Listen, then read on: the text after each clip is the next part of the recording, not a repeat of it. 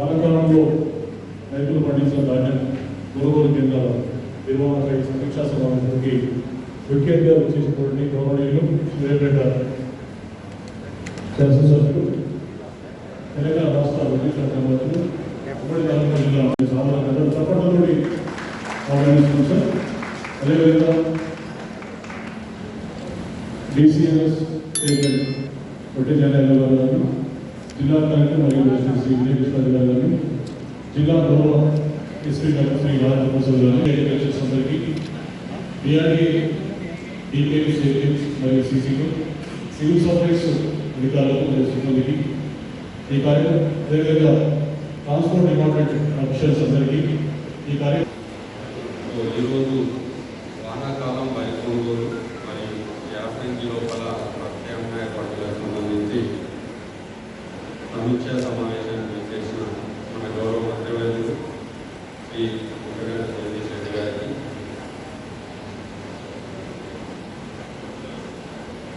తర్వాత DCMS chairman Janaiah Yadav గారికి, district రైతు సమన్వయ సమితి కోఆర్డినేటర్ యాదవ్ గారికి, ఎస్పీ శ్రీ రాజేంద్ర ప్రసాద్ గారికి, డిప్యూటీ వైస్ చైర్మన్ ఉపకాండ వెంకట, ఈ ప్యాడీ ప్రొక్యూర్మెంట్కి సంబంధించిన అధికారులు అందరినీ sir, additional collector, DCSO, DM civil supplies, transport ఆఫీసర్తో పాటు 4 ట్రాన్స్పోర్ట్ కాంట్రాక్టర్స్ ఉన్నారు సార్, వాళ్ళని కూడా చూడడం జరిగింది సార్. మార్కెటింగ్ ఆఫీసర్, వాళ్ళకి సంబంధించిన అధికారులు ఉంటారు సార్. తర్వాత యాసంగి లోపల యాక్షన్ ప్లాన్ సంబంధించి అగ్రికల్చర్ డిపార్ట్మెంట్ నుండి AEO నుండి DAO అందరితో పాటు horticulture officer, fisheries officer, Nirmal అభివృద్ధికి సంబంధించిన అధికారులందరినీ చూడండి.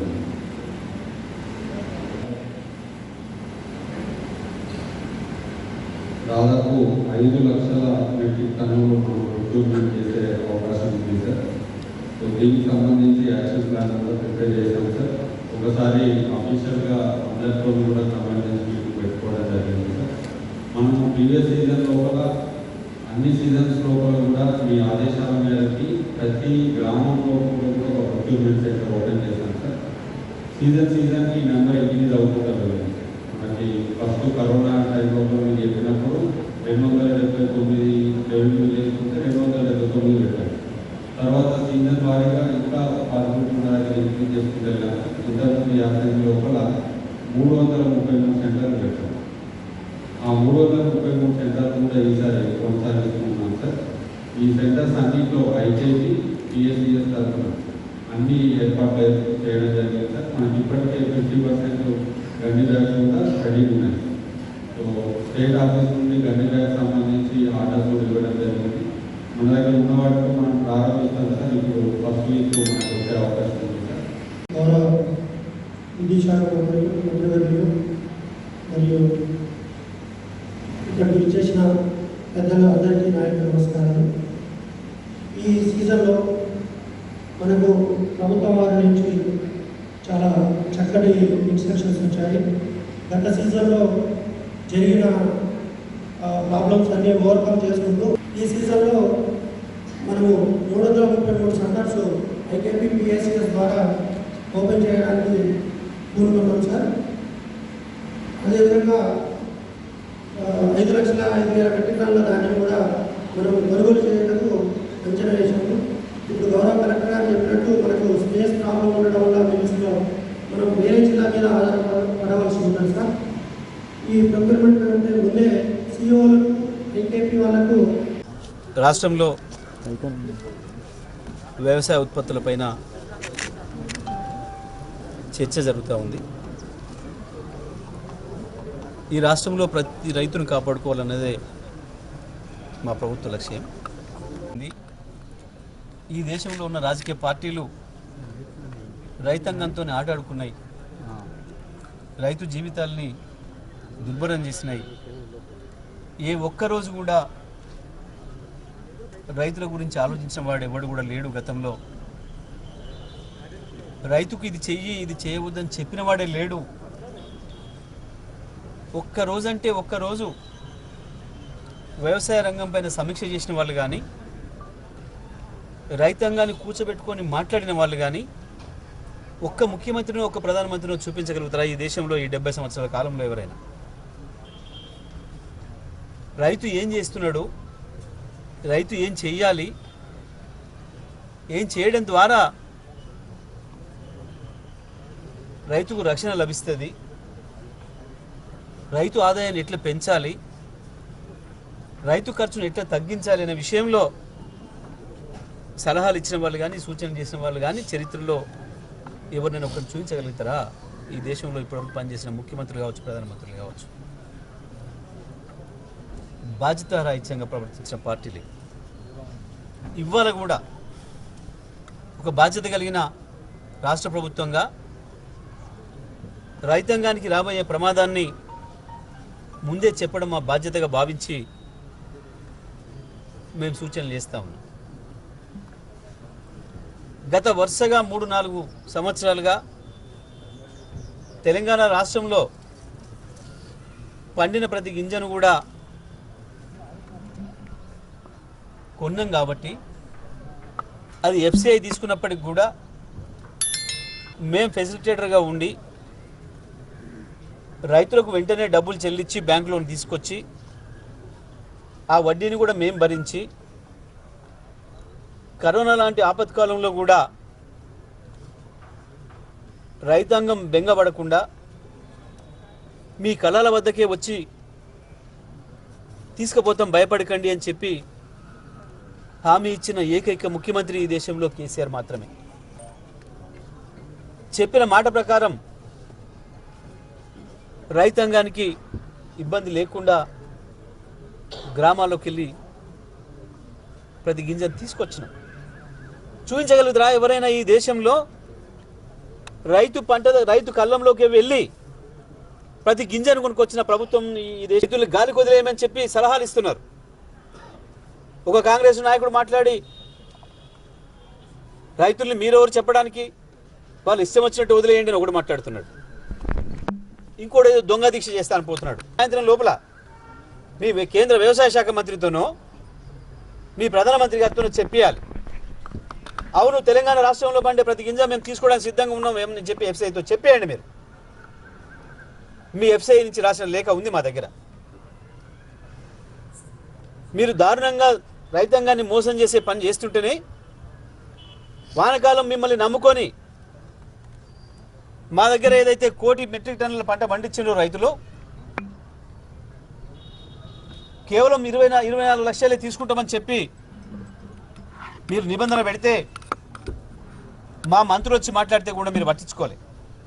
చివరికి మా ముఖ్యమంత్రి గారే ఢిల్లీకి వచ్చి స్వయంగా 3 రోజులు అక్కడే ఉండి కేంద్ర వ్యవసాయ శాఖ మంత్రిని, ఇతర మంత్రుల్ని, చివరికి ప్రధానమంత్రి గారిని కూడా కలిసి రైతుల పరిస్థితిని వివరించి, సార్ మన మీద విశ్వాసంతో పెట్టుకున్నారు, అది కేంద్ర ప్రభుత్వం అయినా రాష్ట్ర ప్రభుత్వం అయినా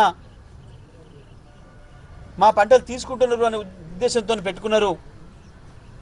ఇవాళ పంట పొలాలు చేతికి వచ్చిన తర్వాత మనం తీసుకోమనంటే వాళ్ళని నట్టేట్లా ముంచినట్టు అవుతుంది. ఇది సరి అయింది కాదు, తప్పకుండా మీరు తీసుకోవాలని చెప్పి కేంద్ర వ్యవసాయ శాఖ మంత్రి నిర్వహించిన సమీక్ష సమావేశాన్ని కూడా తెల్లవారి వెళ్ళి 3 రోజులు అక్కడే ఉండి ఇంకొక 20 లక్షల మెట్రిక్ టన్నులు కొనడానికి కావాల్సిన పద్ధతుల్లో వాళ్ళని ఒప్పించి రావడం జరిగింది. ఇదే సందర్భంలో వాళ్ళు చెప్పినారు, మేము యాసంగి మీ దగ్గర నుంచి కొనలేమిగా, యాసంగి కావాల్సింది కూడా ఇప్పుడే మేము కొనేస్తున్నాం, మా దగ్గర నిల్వలు ఎక్కువ ఉన్నాయి, దేశానికి కావాల్సిన 3 సంవత్సరాలు కావాల్సిన అవసరాన్ని మించి ఎక్కువ ఉన్నాయి, మేము తీసుకోలేము అని చెప్పాను. మేము దాన్ని రాజకీయం చేయలే. ఒక ప్రభుత్వం చెప్పిన మాటను విశ్వసించాలి కాబట్టి మేము దాన్ని గౌరవించినాం. రైతాంగానికి వాస్తవాలు చెప్పాలి కాబట్టి మరి ఎఫ్సిఐ తీసుకోనట్టుంది, ఈ ఇబ్బంది ఉంది, ఆ దొడ్డు రకం ఉప్పుడు బియ్యం వచ్చేది ఏదైతే ఉందో అది పెట్టకండి, మార్కెట్లో అమ్ముడుపోయే ఏదైతే ఉంటాయో అవి మాత్రమే పెట్టండి అని చెప్పినాం. వాస్తవానికి ఏం కావాలి రైతుకు? తన భూమిని తను పండించుకోవాలి, తన భూమిలో తను వ్యవసాయం చేసుకోవాలి, తన పెట్టుబడి కష్టం పోను ఒక 4 రూపాయలు రావాలి, తన కుటుంబం గడవాలని రైతు కోరుకుంటారు. కానీ 60 ఏళ్లలో మీరు ఎన్నడూ ఒక్క రోజు కూడా రైతు గురించి ఈ రకంగా ఆలోచన చేయలేదు. రైతు ఏం చేస్తున్నాడు, ఏం పండిస్తున్నాడు, మార్కెట్లో ఏం డిమాండ్ ఉంది, ఏది పండిస్తే లాభం అయిన విషయంలో మీరు రైతులకు ఇప్పుడు చెప్పలే. కేవలం మీరు దళారులు మిలాఖతై ఈ దేశ రైతాంగాన్ని, ఈ రాష్ట్ర రైతాంగాన్ని దోచుకున్నారు మీరు. మేము రైతుని ఆ బాధ నుంచి బయటపడించడానికే ఇవాళ మార్కెట్లో ఏ వస్తువులకు డిమాండ్ ఉందో, ఏ పంట ఉత్పత్తులు పండిస్తే వెంటనే మార్కెట్లో ఒకరోజు ఆగకుండా పోతాయో, అమ్ముడు పోతాయో ఆ పంటలు వేసుకోమని చెప్పి సలహాలు చెప్తున్నాం. దానికి కావలసిన విత్తనాలు, ఎరువులు అందుబాటులో పెడుతున్నాం. ఇవాళ ఈ రాష్ట్రంలో గతంలో పండించిన చరిత్ర ఉన్న భూములు, రైతులు ఉన్నారు.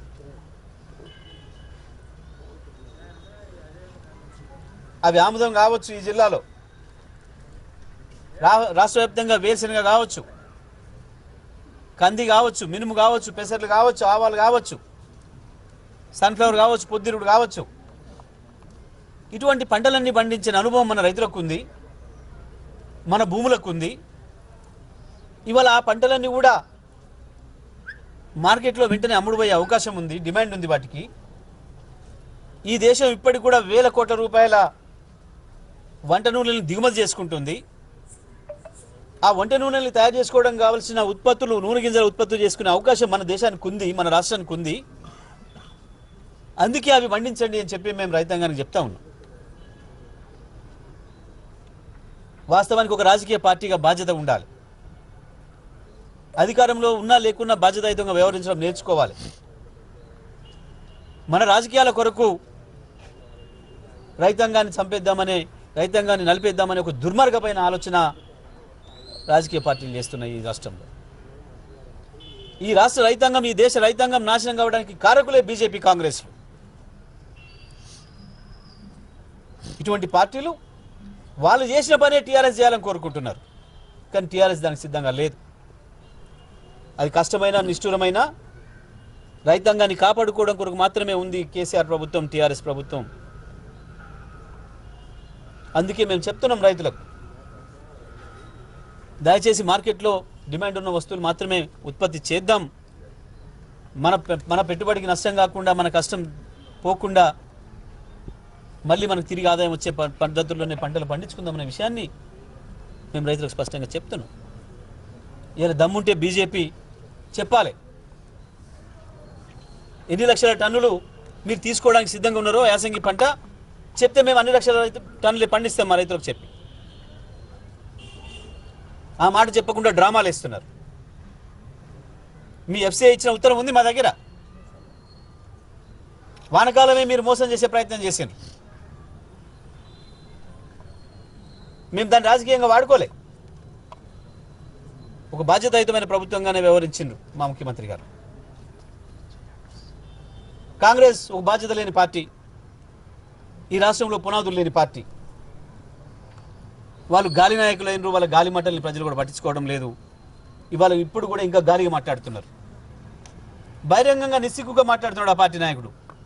రైతులను వదిలేయండి, రైతులకు మీరు ఎందుకు చెప్పాలి, వాళ్ళు ఇష్టం వచ్చినట్టు వదిలేయండి.